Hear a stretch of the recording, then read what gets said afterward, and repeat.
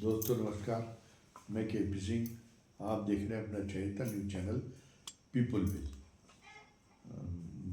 बाबा साहब अम्बेडकर के नाम को लेके भारतीय राजनीति में जो रार मची है, फिलहाल वो थमने का आसार नहीं ले रही।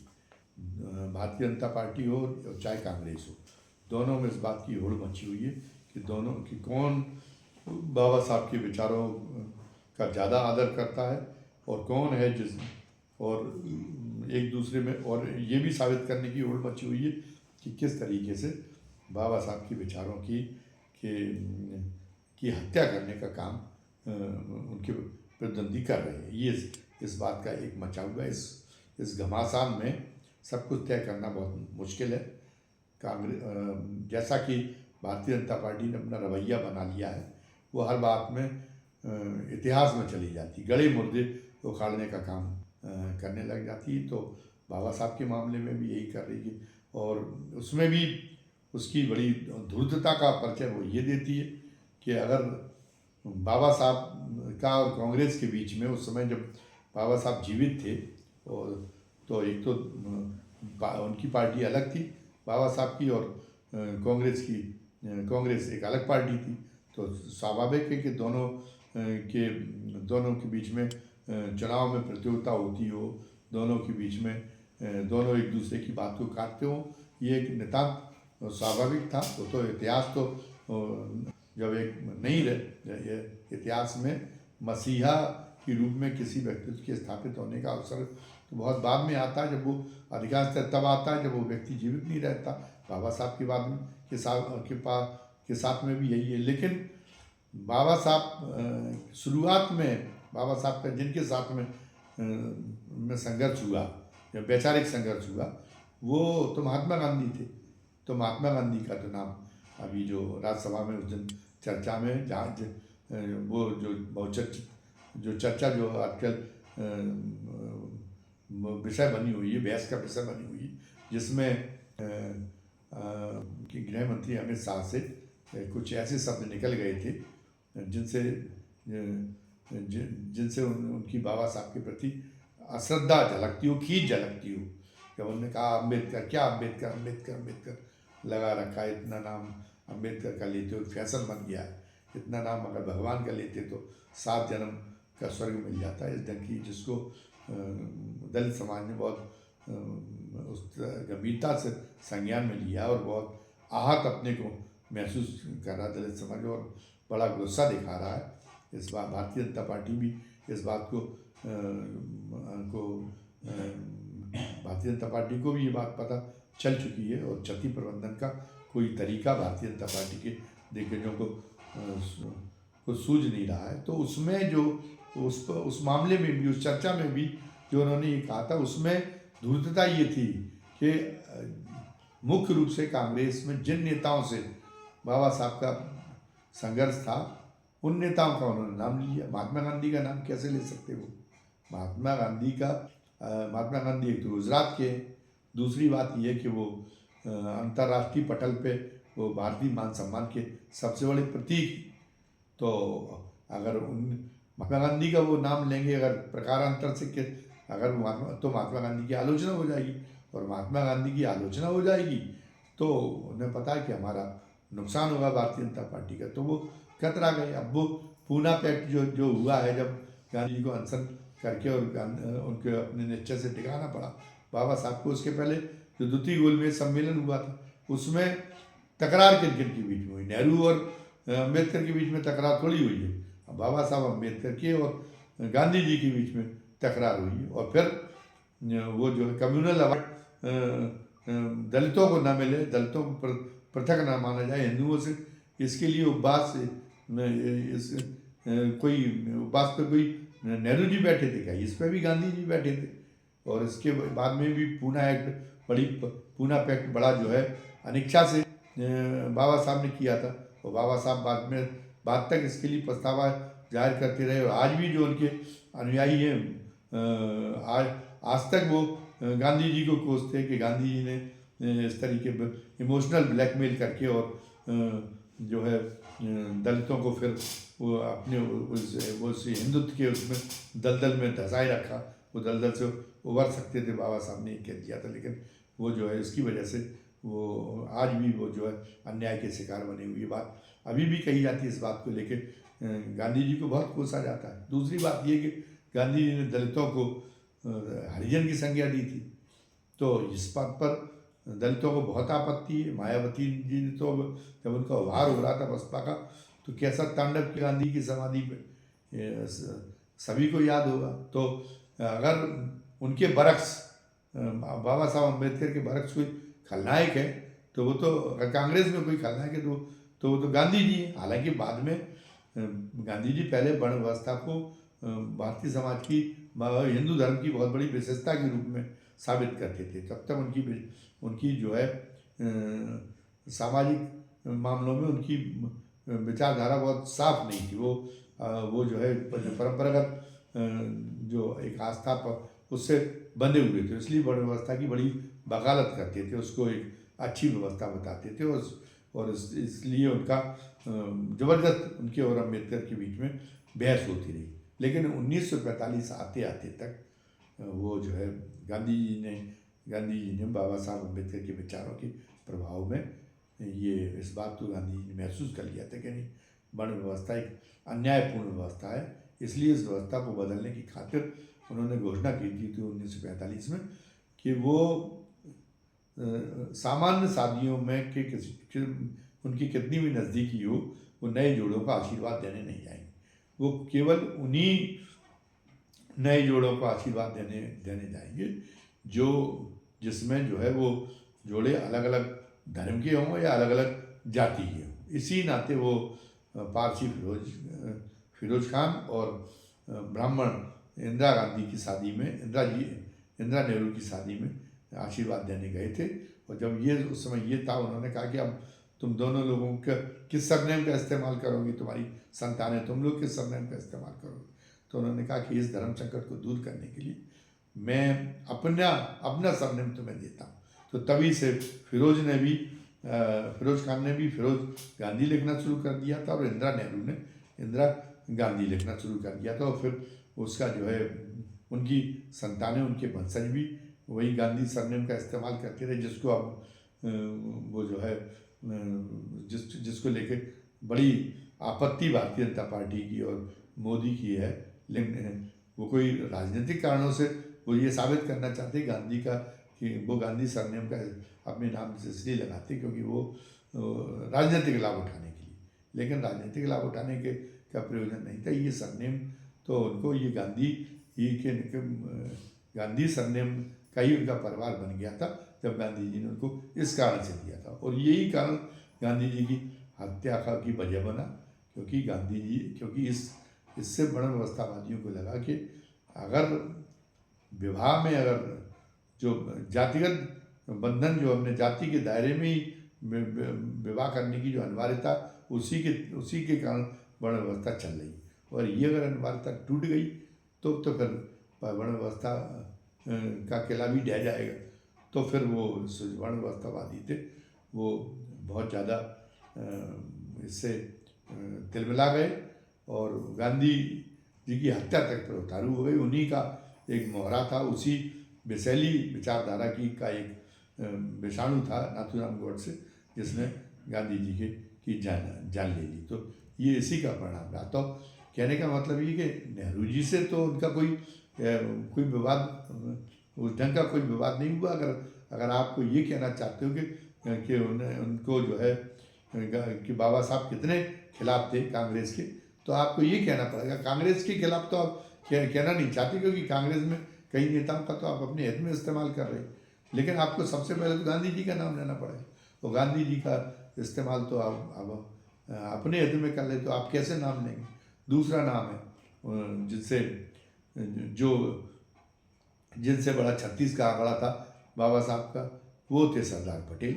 अब सरदार पटेल का भी भारतीय जनता पार्टी अपने हित में इस्तेमाल कर रही इसलिए उन प्रसंगों की भी वो चर्चा नहीं करना चाहती। जब सरदार पटेल इतने कटु थे उनको लेके और उनको खरापाती मस्तिष्क का मानते थे बाबा साहब को, कि जब उन्होंने कहा था कि मैंने तो डॉक्टर अंबेडकर के लिए उसके न केवल संविधान सभा के दरवाजे बंद कर रखे, बल्कि बल्कि अपनी खिड़कियां तक बंद करने रहे, बंद कर रखी। मैं किसी कीमत पर नहीं आने दूंगा उनको संविधान सभा में, बाबा साहब जैसे खुरापाती मंत्री।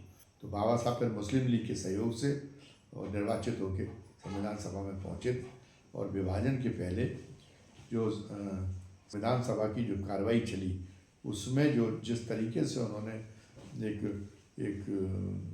जो है एक व्यापक विचारधारा पर आधारित नए राष्ट्र के निर्माण के जो सुझाव दिए, तो उससे सरदार पटेल की उनके बारे में राय बदली। उन्होंने कहा कि नहीं, ये तो काफ़ी उपयोगी विद्वान है बाबा साहब, और उनकी विद्वता का लाभ मिलना चाहिए। वो रचनात्मक सोच के उसके बाद में उन्होंने ये माना। तो उसके बाद में फिर ये हुआ कि जब बंटवारा हो गया और बाबा साहब जहाँ से चुन के आए थे वो इलाका जब उसमें चला गया, पाकिस्तान में चला गया, तो बाबा साहब की संविधान सभा की सदस्यता समाप्त हो गई। तो नेहरू जी ने और सरदार पटेल ने उनको संविधान सभा में लाने के लिए एक महाराष्ट्र की एक सीट खाली कराई जो जनरल सीट थी। पहले तो बाबा साहब शेड्यूल के लिए आरक्षित सीट से आए, फिर उन्होंने एक ब्राह्मण मावलंकर जो एक ब्राह्मण थे वो वहाँ से जीते थे, उनका इस्तीफा कराया और उस जगह से बाबा साहब को चलवा के लाए। तो कहने का मतलब ये कि बाबा साहब का अगर बाबा साहब के बीच में और किसी के बीच में अगर कांग्रेस में किसी के बीच में कटु संबंध रहे थे, तो पहला नाम आता है गांधी जी का और दूसरा नाम आता है सरदार पटेल का। तीसरी बात ये है कि महत्वपूर्ण बात ये कि बाबा साहब क्योंकि अलग पार्टी के थे, अलग तरीके से काम कर रहे थे, और कांग्रेस अलग तरीके से काम कर रही थी, इसलिए उनके बीच में एक दूसरे के खिलाफ चुनाव लड़ना स्वाभाविक था, एक दूसरे को हराने का प्रयास करना स्वाभाविक था। लेकिन बाबा साहब जो चाहते थे कि जिनको यहाँ की दूषित धार्मिक व्यवस्था के कारण जो यहाँ की बहुतायत आबादी को जो हर तरीके से वंचित रहना पड़ा, हर तरीके के सौभाग्य से वंचित किया गया, चाहे वो पद का मामला हो, चाहे वो शिक्षा का मामला हो, चाहे वो संपत्ति का मामला हो, चाहे वो मान सम्मान का मामला हो, इन सब चीज़ों से जिन सब चीज़ों से वंचित किया गया, उसके लिए तो वो पाप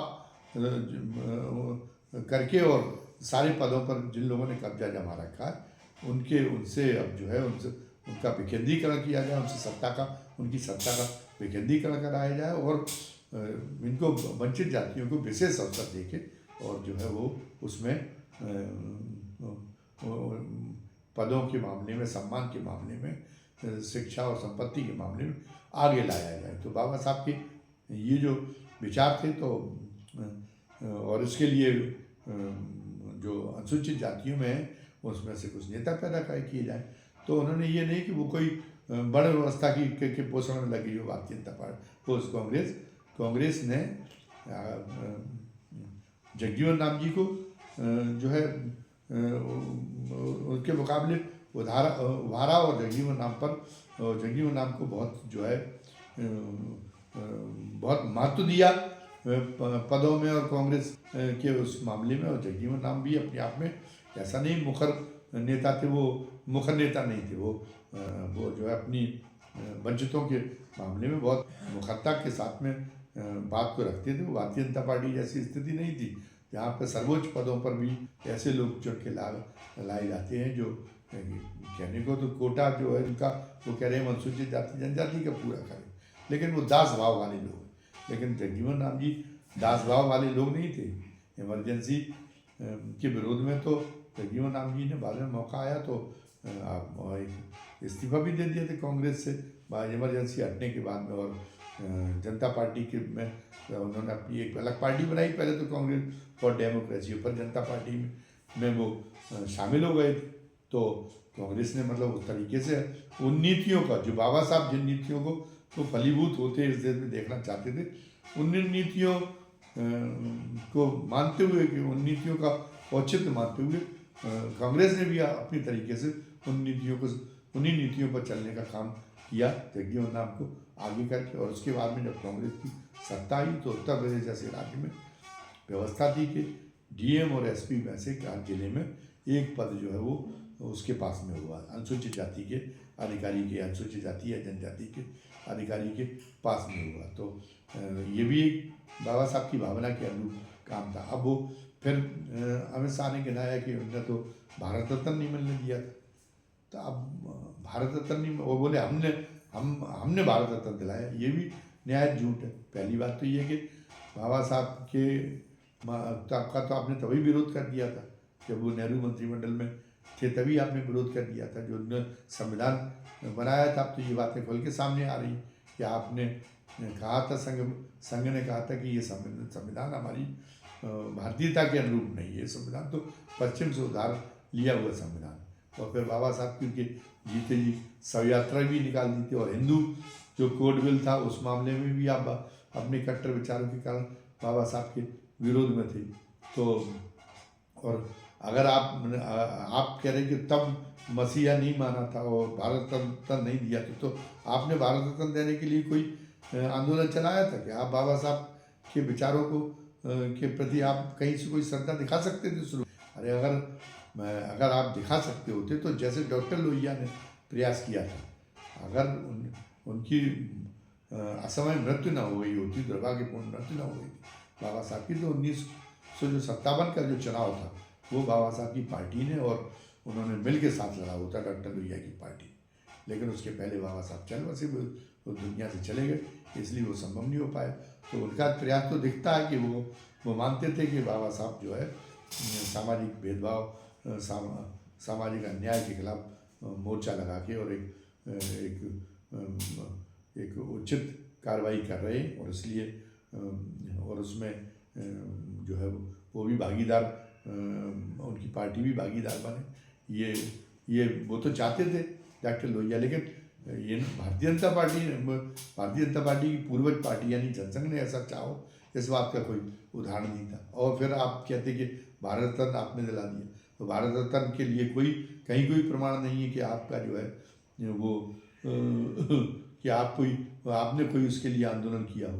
भारत रत्न तो पीपी सिंह ने अपनी मर्जी से दिया, क्योंकि उन्होंने वो इस बात को वो जिस तरीके से अटल बिहारी वाजपेयी भारतीय जनता पार्टी में रहे, जो बाबा साहब ने जो संविधान बनाते समय जो एक भावना दर्शाई कि उदार एक जो है बहुत ही एक श्रेष्ठतम परंपराओं से युक्त लोकतंत्र कायम करने का, एक उदार लोकतंत्र बनाने का, एक समावेशी लोकतंत्र बनाने की कल्पना की, तो वो उसी कल्पना के अनुरूप एक पश्चिमी विकसित राष्ट्रों की तर्ज का एक लोकतंत्र बनाना चाहते थे।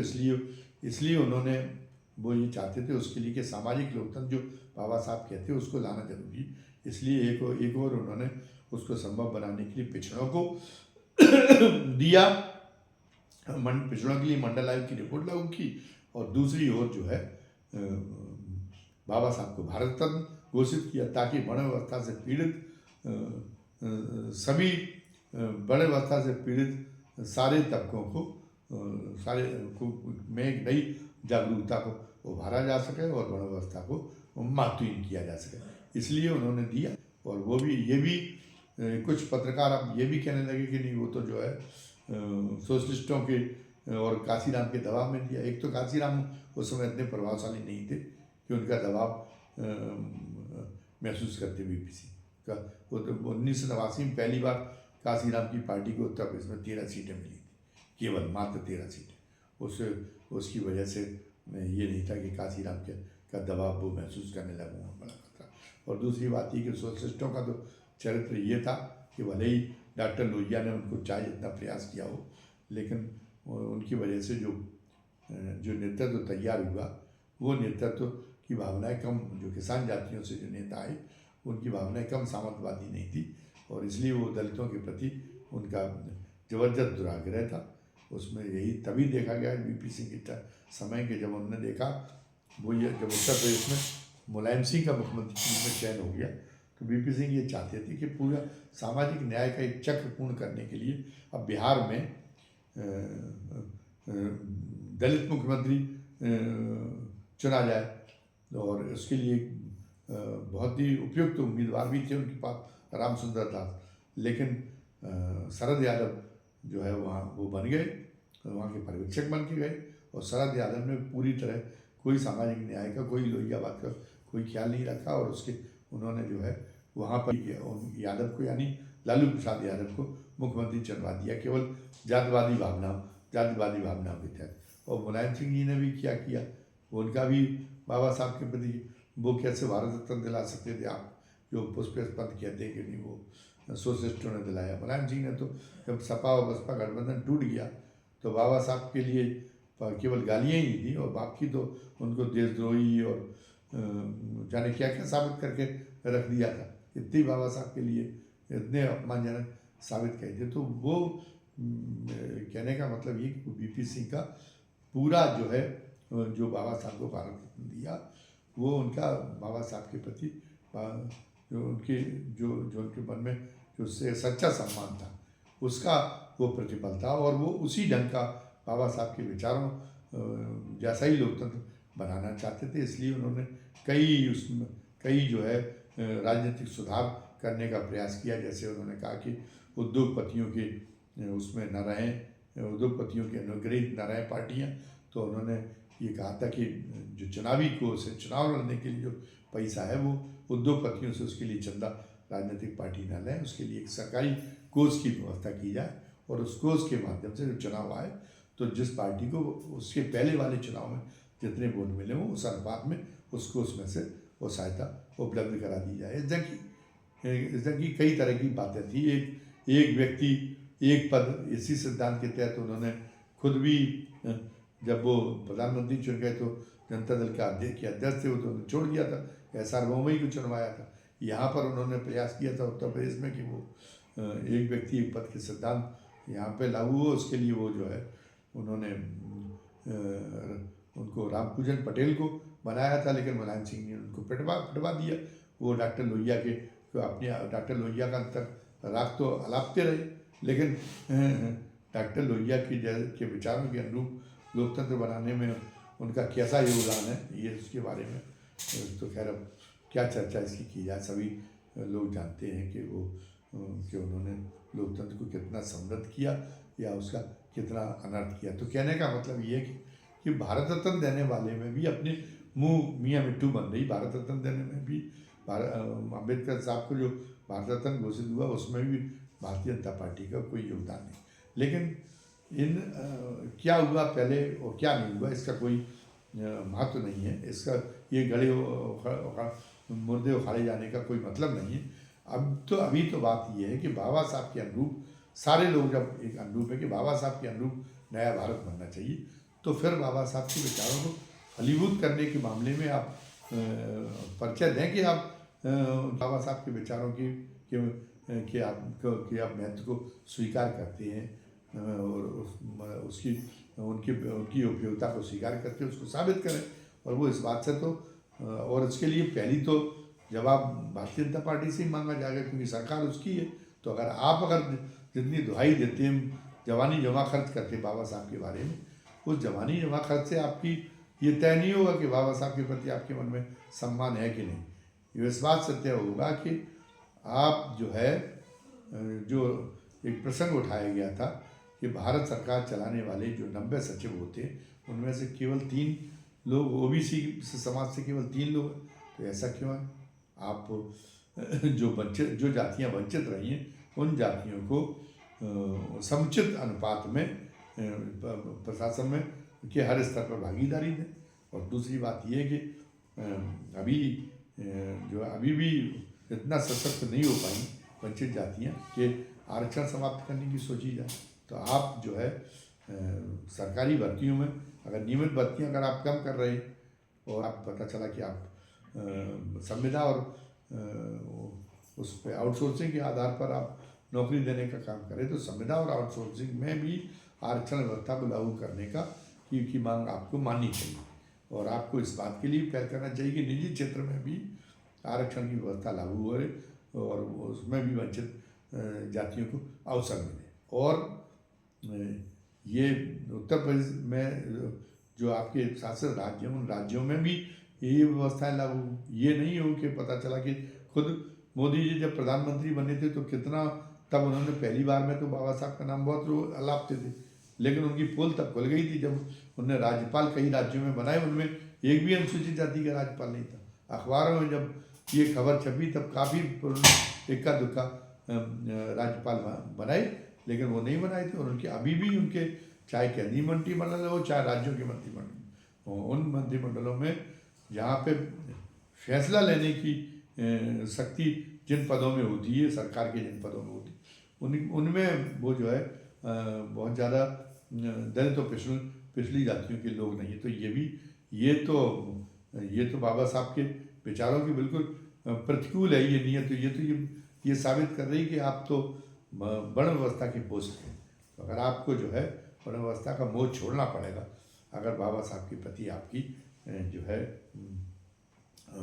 अगर बाबा साहब के विचारों का औचित्य और उसकी प्रासंगिकता का जरा भी अगर आपको भान है तो आपको ये छोड़ना पड़ेगा और आपको जातिगत जनगणना की मांग भी माननी पड़ेगी, ताकि पता चले कि वर्ण व्यवस्था के कारण जिन जातियों के साथ अन्याय हुआ वो उन जातियों को अभी भी कितनी भागीदारी मिल पाई है, अभी भी वो अपनी आबादी के अनुपात में कहाँ हैं विभिन्न पदों पर और संपत्ति और इन मामलों में, खेती के मामले में वो अभी भी कहाँ हैं। और अगर वो नहीं, अगर अभी भी बहुत पीछे हैं तो फिर उसके जो नई नीतियों का निर्माण किया जाए उसमें उनको बराबरी पर लाने के लिए विशेष प्रयास की वचन आपको देना पड़ेगा। तो ये सारी बातें हैं, ये कसौटी ये है कि आप बाबा साहब के प्रति निष्ठावान है या नहीं। मान लीजिए हम इस बात से भी आपको वरी कर दें कि आपकी भावना बाबा साहब का असम्मान करने की नहीं थी, अमित शाह का, और उसका एक टुकड़ा उठा लिया भाषण का, कांग्रेस ने उस आधार पे वो जो है वितंडा कर रही है, हमने आपको इंडिया बरी कर दी।